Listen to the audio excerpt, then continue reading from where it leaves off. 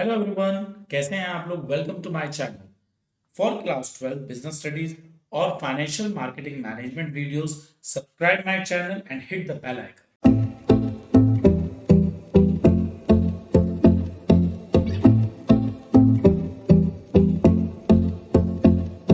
तो आज हम लोग शुरू करने जा रहे हैं प्लानिंग का लेक्चर नंबर 1। प्लानिंग चैप्टर अपने आप में बहुत इंपॉर्टेंट चैप्टर है और स्पेशली केस स्टडीज के हिसाब से बहुत ज्यादा केस स्टडीज इस चैप्टर से आती हैं। आप एक एक लेक्चर को बहुत ध्यान से समझिएगा, बहुत बड़ा चैप्टर नहीं है। आज के हम लोग अपने लेक्चर के अंदर कवर करेंगे इंट्रोडक्शन ऑफ प्लानिंग, प्लानिंग का इंट्रोडक्शन, उसका कंसेप्ट और इसके अलावा प्लानिंग की इंपॉर्टेंस। देखो, हम लोग अपनी रूटीन लाइफ में बहुत सारे प्लान करते हैं। आप लोगों को अगर कभी किसी ट्रिप पर जाना है, हम उसका भी प्लान करते हैं। हम जाने से पहले अपना होटल कहाँ पर बुक कराना है, हम लोग कैसे जाएंगे, कार से जाएंगे, ट्रेन से जाएंगे, कैसे जाएंगे, वो भी प्लान करते हैं। इसके अलावा अगर मैं बिजनेस की बात करता हूँ तो फैक्ट्री के अंदर दिवाली से कितने दिन पहले प्रोडक्शन का एक्स्ट्रा होना जरूरी है, और सर्दियों के लिए हम लोग कब अपना प्रोडक्शन पहले शुरू कर दें। रेनी डे में अगर रेनकोट है तो कितने दिन पहले प्रोडक्शन शुरू हो जाए और कब दुकानों पर वो सामान की डिलीवरी पहुंचे। तो अगर हम देखें, हर जगह हम लोग प्लानिंग करते हैं।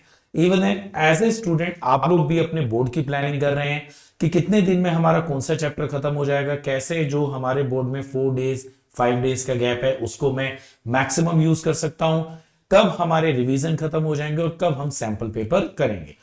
तो ये सब चीजें जो होती हैं कहीं ना कहीं प्लानिंग में आती है। Suppose a retailer manager sets an objective to increase monthly sale. एक आपका मैनेजर है, उसका एक टारगेट है कि वो मंथली सेल 20% से इंक्रीज करे। अब इस टारगेट को अचीव करने के लिए मैनेजर जो है प्लानिंग कर रहा है। अब प्लानिंग में वो मैनेजर क्या क्या करेगा, आइडेंटिफाई द ऑब्जेक्टिव। सबसे पहले वो ये देखेगा जिस चीज की प्लानिंग कर रहा है उस चीज का टारगेट क्या है। तो टारगेट है हमारी सेल 20% से ग्रोथ हो। Formulating an action plan. अब इस टारगेट को अचीव करने के लिए वो क्या प्लानिंग करेगा। यहां पर सेल को ग्रोथ करने के लिए उसके पास दो ऑप्शन है, या जिस चीज में वो लोग डील कर रहे हैं, सपोज करिए मैनेजर जो है जिस कंपनी में काम करता है वो कंपनी जो है कार्स बना रही है, तो एक ऑप्शन तो ये कि जो कार के एग्जिस्टिंग मॉडल्स है उन्हीं की ही और एक्सेस एडवर्टीजमेंट से, बहुत ज्यादा प्रमोशनल एक्टिविटीज से उनकी सेल बढ़ाई जाए। या दूसरा ऑप्शन ये हो सकता है कि वो एक न्यू कार को लॉन्च करे। तो यहां पर मैनेजर के पास अलग अलग प्लान होंगे और इनमें से किसी भी एक को वो चूज करके अपने टारगेट को पूरा करेगा। Setting a time frame. आप खुद देखिएगा, ज्यादातर प्लानिंग इसलिए फेल हो जाती है क्योंकि हम उसके अंदर कभी भी टाइम फ्रेम सेट नहीं करते। फॉर एन एग्जाम्पल, आप स्टूडेंट अगर ये सोचते हैं कि हम लोग 4 दिन में अपना ये प्लानिंग का चैप्टर खत्म करेंगे, बट वो 4 दिन कौन से होंगे, किस डेट से लेकर किस डेट तक के होंगे। ऐसे ही setting a time frame is a part of planning. For example, completing the camping within 2 months. यहां पर हम कोई भी कैंपिंग करना चाहते हैं तो हमारा टाइम लिमिट है कि ये जो हमारी कैंपिंग है ये हमारी 2 महीने में पूरी हो जाए। Ensuring that the plan is implemented by initiating the marketing campaign as scheduled। और सबसे इंपॉर्टेंट, जो भी हमने प्लान करा है अल्टीमेटली वो प्रैक्टिकल शेप ले। तो अगर हम देखते हैं प्लानिंग जो एक कंसेप्ट है उसके अंदर भी इंटरनली बहुत सारे टास्क होते हैं जो मैनेजर को करने होंगे अपने टारगेट को अचीव करने के लिए। प्लान कर लिया लेकिन उसे प्रैक्टिकली शेप नहीं दिया तो वो भी प्लान वेस्ट हो जाएगा। वैसे ज्यादातर इस टाइप की प्लानिंग आप स्टूडेंट के साथ होती है। Always you people prepare a time table, बस उसको एक्टिवेट नहीं कर पाते। तो जो आपका टाइम टेबल का आपने प्लान करा है वो सारा का सारा प्लानिंग फेल हो जाती है। All business firm aspire to succeed by increasing sale and earning profit. हर एक बिजनेस फर्म का टारगेट होता है कि वो अपनी सक्सेस को, अपनी सेल को इंक्रीज करके या ज्यादा से ज्यादा प्रॉफिट को अर्न करके करे। Managers play a vital role in turning these dreams. अब कंपनी के दो ड्रीम है, सेल का इंक्रीज होना और प्रॉफिट का ज्यादा होना। तो मैनेजर का जो रोल है वो यही रोल है कि वो इन दोनों ड्रीम्स को पूरा करे into reality through planning and goal achievement. अब ड्रीम्स को पूरा करने के लिए मैनेजर को कुछ ना कुछ प्लान करना होगा, सेल ज्यादा हो, प्रॉफिट ज्यादा हो, और उस प्लान को प्रैक्टिकल शेप में लाना। Definition of planning. देखो, अभी तक जो भी चीजें मैंने आपको बताई वो आपने समझा, बहुत बढ़िया। लेकिन अब आता है आप अपनी बुक्स के अंदर लिखेंगे क्या, एक ऑफिशियल लैंग्वेज में हम प्लानिंग को क्या लिखेंगे। Planning is the act of deciding in advance. Planning जो होता है, हम लोग एडवांस में किसी भी चीज के बारे में सोचते हैं, व्हाट टू डू, क्या करना है, हाउ टू डू इट, और उस काम को कैसे करना है। It is one of the fundamental managerial function. अब आप इसको फंडामेंटल मैनेजरियल फंक्शन कहें या इसको प्राइमरी मैनेजरियल फंक्शन कहें, ये दोनों एक ही आंसर देंगे, प्लानिंग। अगर आपको बताओ, हम लोग जब फंक्शंस की बात करते हैं तो हमारे पोस्ट डीसी ये 5 फंक्शंस हैं। तो यहां पर सबसे पहले नंबर पर प्लानिंग है, इसलिए हम इसको प्राइमरी भी बोलते हैं, और चूंकि इनिशियली है तो इसको हम फंडामेंटल भी बोलते हैं। Planning bridges the gap between the current state and the desired future position. Suppose करिए ये आप हैं और आप आज 65% मार्क्स लेकर आ रहे हैं जिस दिन आप ये लेक्चर सुन रहे हैं, और आपका टारगेट है कि जब आपका 12th का रिजल्ट निकले तो आपका 95% या उससे भी ज्यादा का रिजल्ट है।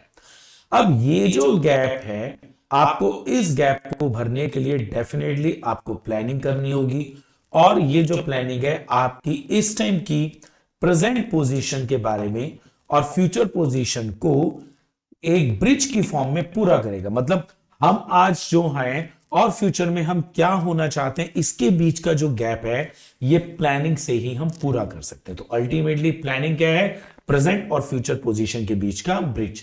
जैसे एक रिवर होती है, एक रिवर के 2 बैंक होते हैं, और वहां पर जो ब्रिज होता है एक बैंक से दूसरे बैंक लेकर जाता है, ऐसे ही प्लानिंग आज से फ्यूचर में हमें लेकर जाती है।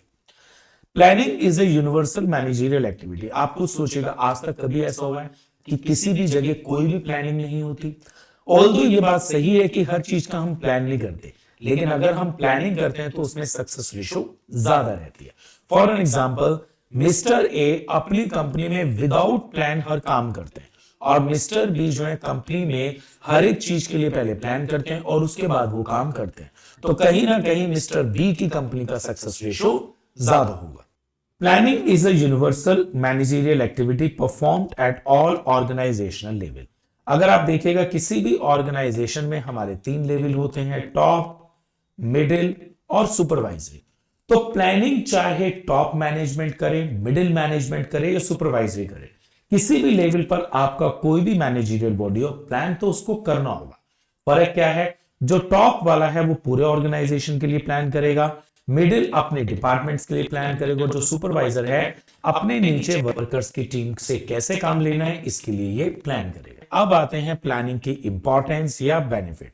ये कुल मिला के 7 हैं और ये बहुत ही इजी है। एक बात ध्यान से समझिएगा, आप लोग अपने सीबीएसई के आंसर स्क्रिप्ट में अगर हर एक हेडिंग को विद एग्जांपल मेंशन करेंगे तो कहीं ना कहीं ये आपके टॉपिक को इवैल्यूएटर के सामने ज्यादा क्लियर करेगा और आपके मार्क्स को एनहेंस करेगा।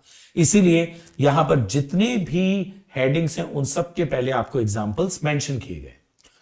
तो अगर मैं बात करता हूं प्लानिंग की इंपॉर्टेंस की, तो सबसे पहला है providing directions. If a retail company plans to expand its market share by launching a new product, एक कंपनी है वो मार्केट में अपना शेयर बढ़ाना चाह रही है। सपोज करिए पहले उसका शेयर है 20%, अब वो चाहती है कि मेरा शेयर 25% हो जाए, इसके लिए उन्होंने मार्केट में एक नया प्रोडक्ट लॉन्च करा। This direction guides the marketing and production team in their efforts to align with the company's objective. अब जब कंपनी ने नया प्रोडक्ट लॉन्च करा तो कहीं ना कहीं प्रोडक्शन टीम और इसके अलावा मार्केटिंग टीम, इन दोनों को उसे अलाइन करना होगा।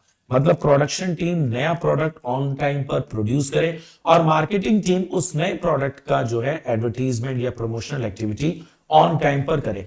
अब इन दोनों को अलाइन करने के लिए डेफिनेटली प्लानिंग तो बहुत जरूरी है। Planning offers a clear path for action by defining goal.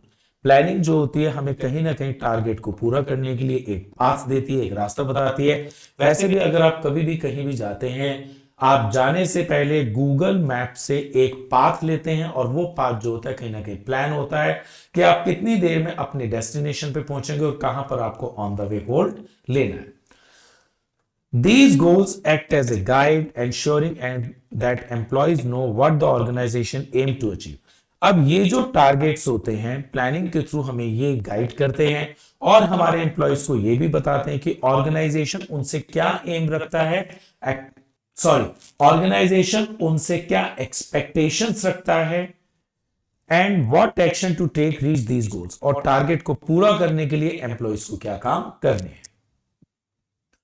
Reducing the risk of uncertainty, मैंने अभी आपको बताया था कि दो कंपनीज हैं, कंपनी ए में मैनेजर हैं, वो कभी भी प्लान नहीं करते, और कंपनी बी के मैनेजर हमेशा प्लान करते हैं।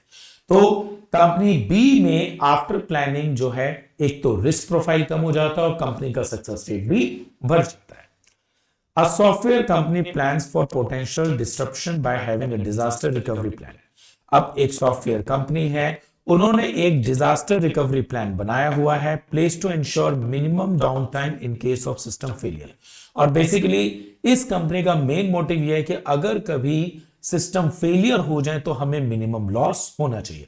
तो इस अनएक्सपेक्टेड इवेंट के लिए कंपनी ने पहले से ही प्लान कर रखा है।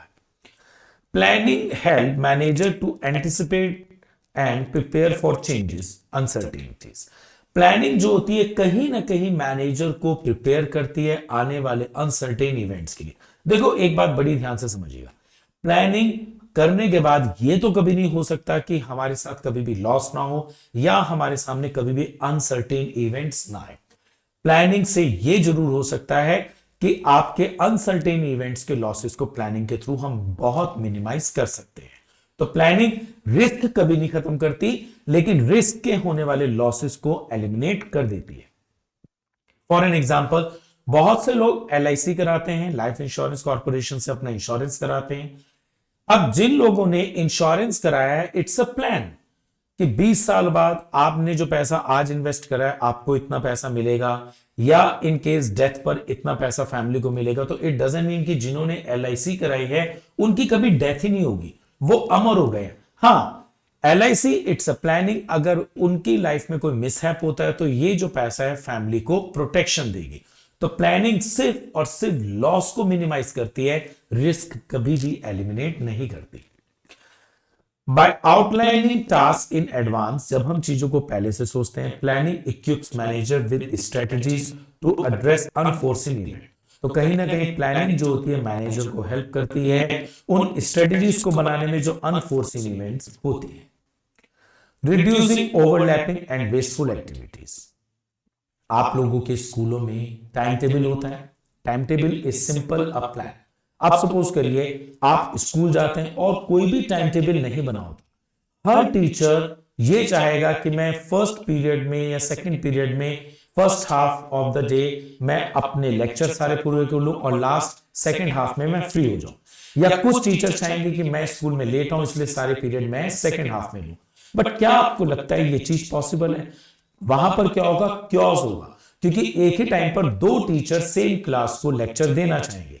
लेकिन अगर प्रिंसिपल और वाइस प्रिंसिपल पहले से ही ये टाइम टेबल प्लान करके रखेंगे तो ये जो ओवरलैपिंग एक्टिविटीज हैं ये सब खत्म हो जाएगी।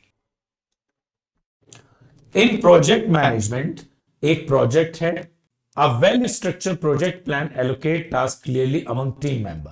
अब उस प्रोजेक्ट को जब ढंग से प्लान किया जाता है तो टीम मेंबर्स को उनके टास्क पता होते हैं। मतलब हर टीम मेंबर को यह पता होता है प्रोजेक्ट में किसको क्या काम करना है। हो सकता है प्रोजेक्ट के लिए किसी को रिसोर्सेज अरेंज करने हो, तो किसी को प्रोजेक्ट के लिए इक्विपमेंट्स तैयार करने हो, किसी को PPT तैयार करनी है प्रोजेक्ट के लिए, तो किसी को रिसर्च करनी है उस प्रोजेक्ट के लिए। तो हर उस प्रोजेक्ट के काम को डिवाइड कर दिया जाता है टीम मेंबर्स में, ताकि एक काम दो आदमियों पर बिल्कुल ना आए।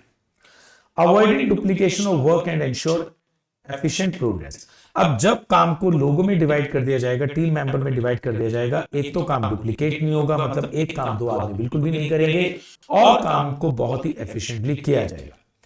Planning act as the foundation of coordination the efforts of different department. अगर हम पहले से ही चीजों को प्लान करेंगे तो अलग अलग डिपार्टमेंट्स में कोऑर्डिनेशन होगा, एक एडजस्टमेंट होगी, and individuals reduce confusion and minimise inefficiency.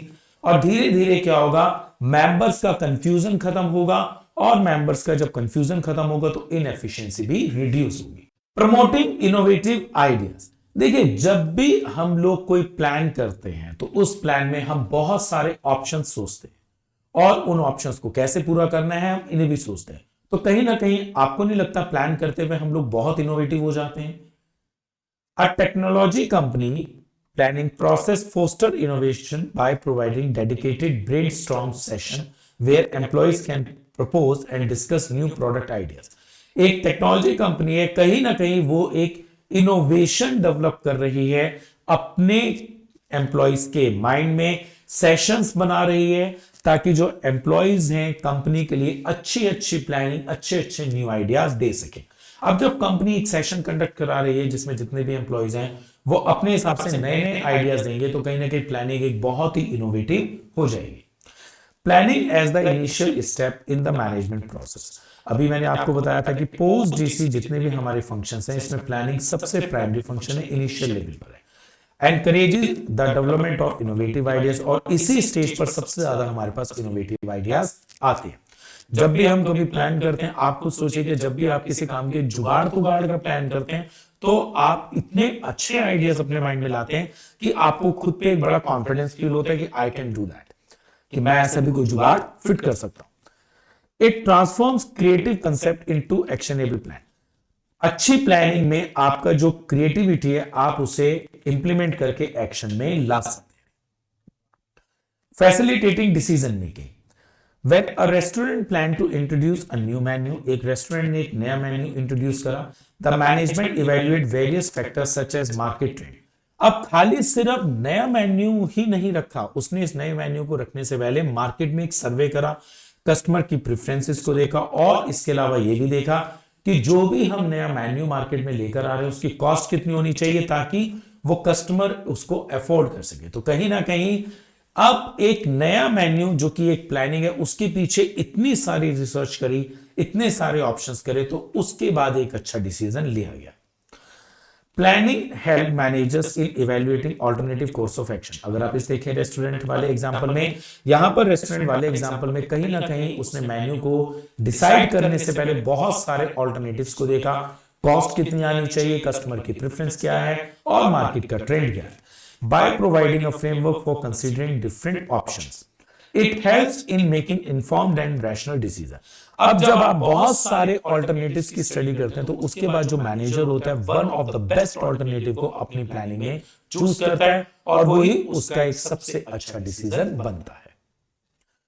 So hopefully आज का ये लेक्चर आपको बहुत अच्छे ढंग से समझ में आया होगा। अगले लेक्चर तक के लिए बाय बाय। इसके स्क्रीनशॉट्स लीजिएगा और आप इसको ढंग से रिवाइज करिएगा। Thank you. As I always says, पढ़ाई कभी भी मुश्किल नहीं होती, सिर्फ उसे आसान बनाना पड़ता है। आप स्क्रीनशॉट लीजिएगा, रेगुलर इनको रिवाइज करिएगा, पढ़ाई बहुत आसान हो जाएगी। Thank you.